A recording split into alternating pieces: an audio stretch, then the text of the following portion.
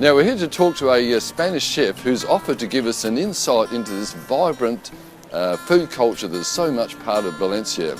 Now this chef knows a thing or two about food. He's travelled the world extensively. He's worked for one of the top restaurants in Paris. He's been a private chef to one of the Qatar royal family. And on top of that, he speaks 4.5 languages, which is great because he's agreed to speak to us in English. So Carlos, just moving away from the restaurant scene, can you tell us a bit about the culture of food within the Spanish home around Valencia? Well, I think, what can I say? I mean, the best way to explain about our family culture would be paella.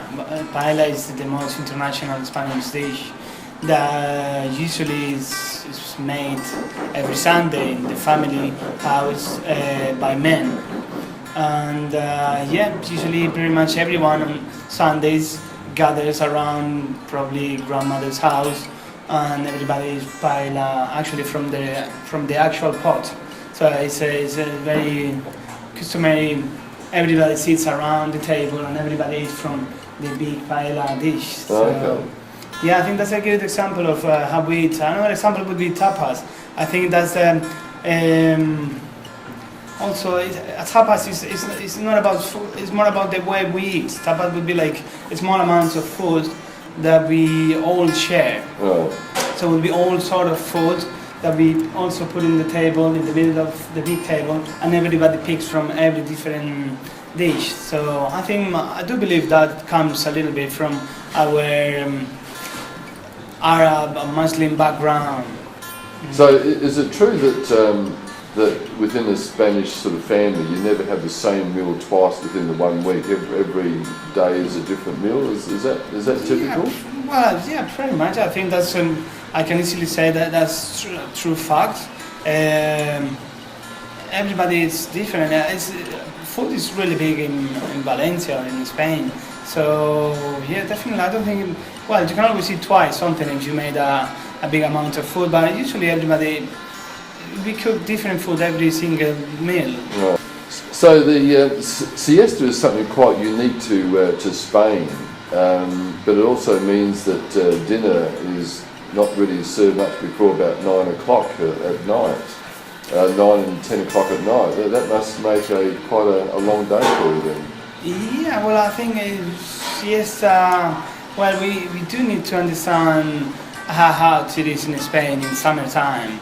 In Valencia it gets really hot. Southern of Spain it gets even hotter. So yeah, actually at midday it's so hot that you can't really, you can't do much at this time. So I don't know.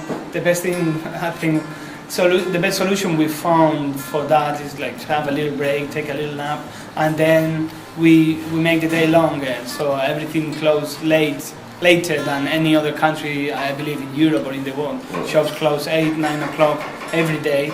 We do close in the afternoon for a couple of hours, but we also keep them open until a bit later. You know? So can you tell us about the relationship with alcohol and food in Spain? It's probably quite unique to a lot of other Western countries. Yeah, I do believe I lived in other countries, as I said before, where the drinking culture is a bit different. I don't know, I think food is always related to alcohol. So one never goes without the other one. So it's always more about this social meeting, having fun. It's not like, I don't want to sound a bit, but we don't just drink to get drunk, like I believe maybe other countries can do a little bit more.